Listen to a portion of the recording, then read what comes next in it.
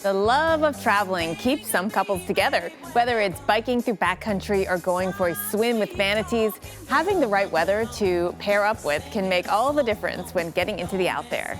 Indeed, indeed. Now, planning for a trip as a couple, that can come with its own challenges, and it's an art to overcoming them. Yes, it is. All right, so we've got Pascale and Mo from Art of Adventure on YouTube joining us this morning. Guys, so good to have you. Now, your channel So good to be here. Thanks for having us. Yay, I'm so glad you're excited. Your channel focuses on having fun together. So what makes adventuring as a couple work? Man, patience. We rotate very fast, so you have to be able to change plans at any moment. Pivot. We love creating memories, and it's always fun to create memories together. And so sometimes it might be we had all of our plans to go one place, and whether it's raining or some reason we have to pivot, we just sort of have to, here we go. Let's keep going. It's part of the ride, That's it. It's part of the journey. Yeah. Yeah, you just said it here, being based in Florida, you certainly no stranger to having to kind of change up those plans pretty quickly because the weather may be switching up. So how do you kind of manage to still have that fun without, one person maybe being disappointed by maybe storms cutting off your activities? It helps that there's so much to do in Florida. There's a lot to do. There's a lot to do. Like last weekend, for instance, we had plans more in the northern part of the state, and it was freezing. It's pretty cool. And so we went just a few hours south in Weeki Wachee, and it was beautiful. It was in the 70s. It was sunny. So it was really about being able to pivot and kind of go with the flow and have general ideas of what you want to do, and not, you always want to fight for plan A, but know when to pivot to plan B, C, or D.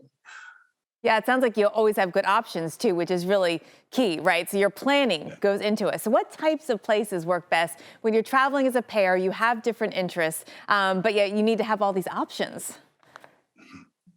Well, any place this outdoors, you can bike anywhere, you can hike anywhere.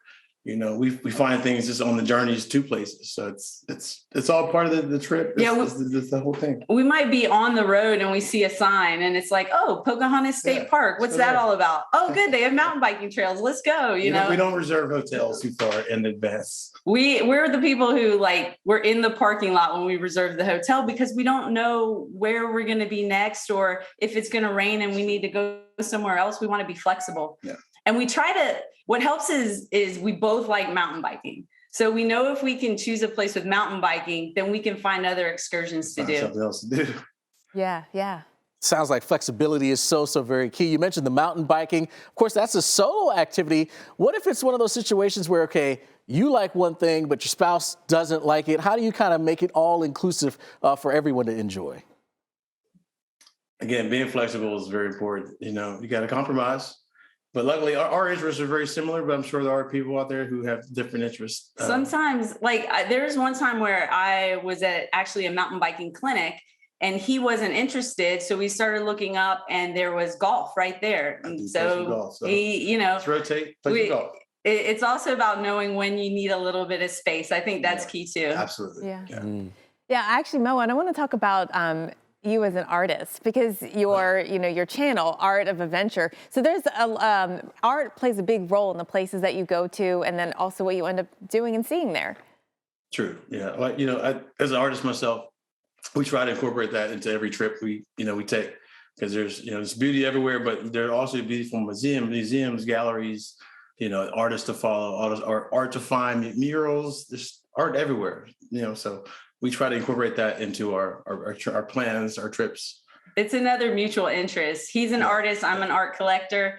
So we both will check out the museums. I love watching him work too, which I think is key. And I love helping him even promote his work. So if he's working and maybe it's raining or something, I'll go and shoot him in the studio, and we'll make a day out of that. For sure.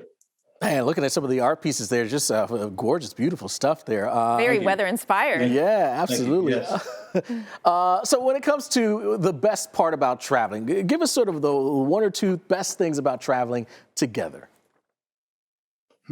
I love creating memories. Yeah, we laugh a lot. We do laugh a lot. You have to be able to laugh at yourself. We do that a lot. It's finding the funny in kind of the random things. Yeah. And I think that's part of the flexibility, you know, when your plan A doesn't work and you have to find something else. Yeah. Sometimes, you know, we may not know. We're like, okay, well, let's time out. Let's go eat breakfast, and then we'll figure it out from there. Sure. Mm-hmm. And I think a lot like art, when the mistakes sometimes make the painting. No mistakes. There's no such thing as No mistakes, mistakes in right? art. Yeah. It's the same in travel.